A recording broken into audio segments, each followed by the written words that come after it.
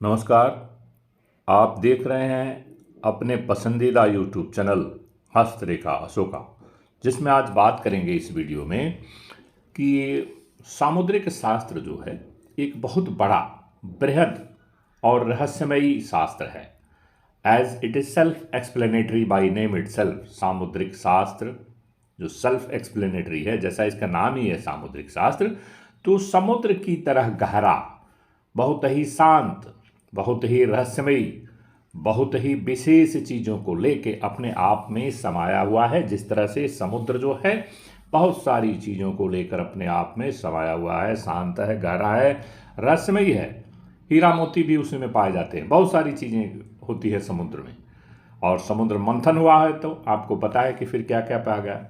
तो आज इसी बारे में बात करेंगे, सामुद्रिक शास्त्र के कुछ ज्ञान को लेकर के, और आपकी पामिस्ट्री हस्तरेखा को देखेंगे कि हाथ में कुछ रेखाएं जो होती हैं, वह जो रेखाएं होती हैं वो स्पेसिफिक होती हैं, मुख्य रेखाएं होती हैं, और सभी के भी हाथ में, सभी के ऑलमोस्ट ऑल सभी के हाथ में वो रेखाएं होती हैं। वो कौन कौन सी रेखाएं होती हैं आपको मैं दर्शाता हूं बना करके। देखिए वो रेखाएं होती हैं, हम शुरुआत ही करते हैं आपकी हृदय रेखा से। देखिए यहाँ से ये रेखा निकलती है और यहाँ तक जाती है, किसी की यहीं ख़त्म हो जाती है, किसी की यहाँ ख़त्म हो जाती है। इसको कहते हैं हृदय रेखा, ये वाली रेखा जो मैंने बना के दिखा है। उसके बाद यहाँ समाप्त होती है, उसी के ठीक नीचे से इधर आप आइए तो यहाँ से एक रेखा निकलती है, उसको कहते हैं मस्तिष्क रेखा। और फिर उसके नीचे से या इसी में किसी किसी केस में मिला हुआ यहाँ से एक रेखा निकलती है, उसको कहते हैं जीवन रेखा।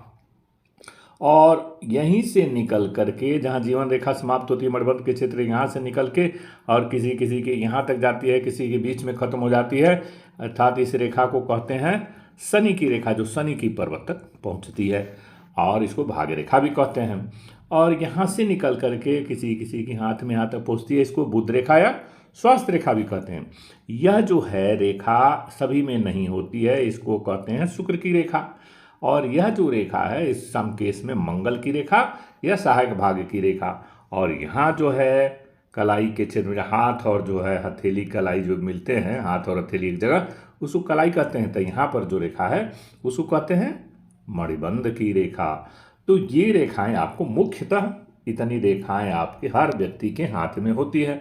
तो देखिए क्या स्पेसिफिक चीज़ आप डिस्कस कर रहे हैं, हम आपको बताना चाहते हैं कि कुछ रेखाएं जो हैं उस ग्रह के नाम से प्रचलित होती हैं। उस रेखा को कहते हैं, जैसे ये वाली रेखा आप देख रहे हैं भाग्य रेखा या शनि की रेखा, जो शनि की पर्वत तक खत्म होती है। यहाँ से एक रेखा निकल रही जिसको हम कहते हैं सूर्य की रेखा, जो सूर्य के पर्वत तक यहाँ आती है। तो सूर्य रेखा हो गई, शनि की रेखा हो गई। यह जो आपकी हृदय रेखा यहाँ तक खत्म होती है, ये मस्तिष्क रेखा, और ये आपकी जीवन की रेखा इसे कहते हैं, ये यहाँ तक आ रही है। तो देखिए, और इसे बुध पर्वत पर आ रही है तो बुध की रेखा कहते हैं। कुछ पर्वतों पर, पर्वतों के नाम से ही, उस ग्रहों के नाम से ही वो रेखाएं होती हैं। जैसा हमने आपको दिखाया बुध की रेखा, ये शनि की रेखा, यह सूर्य की रेखा। लेकिन आपने यहाँ भी देखिए कुछ केसेज में यहाँ होती है, जैसे ऐसे होती है राहु की रेखा, इसको कभी कभी मंगल की रेखा ऐसे होती है, इसको कह सकते हैं मंगल की रेखा। तो ग्रहों के नाम से उस रेखाओं का प्रचलन है कि ये फलाना ग्रह तो फलाना उसका नाम। लेकिन आपने यह नहीं सुना होगा कि जैसे ये है गुरु, गुरु पर्वत, गुरु की रेखा कभी सुना आपने? नहीं सुना। उसके बाद से आपने मंगल की, ये जो है चंद्र का पर्वत, चंद्र की रेखा। तो इसमें स्पेसिफिक नहीं होती है कि इनकी रेखा होना ही है, लेकिन होता क्या है, इनके हर व्यक्ति के हाथ में यह रेखाएं, जैसे इस पर्वत पर, गुरु के पर्वत से कुछ रेखाएं यहाँ आकर के मिलती हैं, कहीं से आकर के मिलती हैं, इधर से उधर से वो रेखाएं जो हैं या तो मिलती हैं, या बहुत कम केसेज में आपने देखेंगे कि यहाँ से कोई रेखा जो है निकले।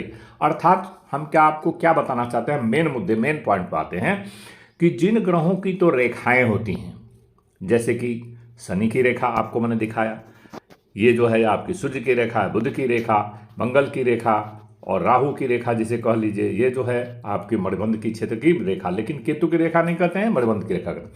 तो रह गए क्या, आप देखिए केतु गुरु, जो धर्म, केतु फिर दोबारा कहते हैं केतु गुरु, जो धर्म के क्षेत्र और आपके मोक्ष के कारक हैं, धर्म के क्षेत्र मोक्ष के कारक हैं, जीवन में वो करते क्या हैं उनकी घर, वो आपकी सभी धर्म कर्म अर्थ मोक्ष की प्राप्ति के लिए, जो लास्ट में है मोक्ष की प्राप्ति के लिए, वो ऐसे आपको फल देते हैं कि आप अपने जीवन में कुछ भी कार्य करते रहिए।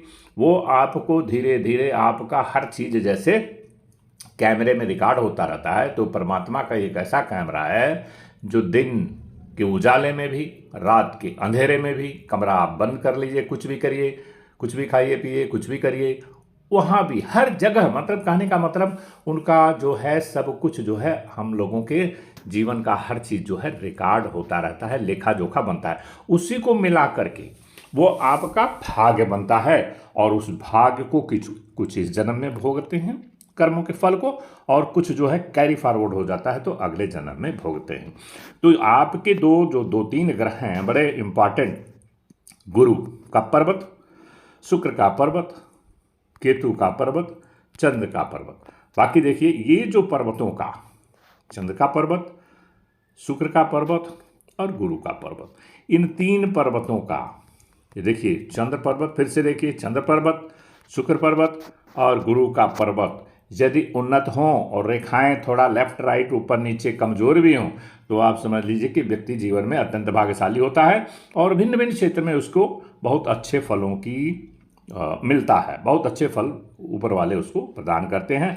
तो आज इस वीडियो में यह जानकारी आपको हमने शेयर किया। यदि ये वीडियो आपको अच्छा लगता है तो कृपया इसे लाइक करिए और चैनल पर नए हैं तो सब्सक्राइब करिए, बेल आइकन को भी दबा दीजिए। फिर अगले किसी अन्य वीडियो में मिलेंगे, तब तक के लिए धन्यवाद।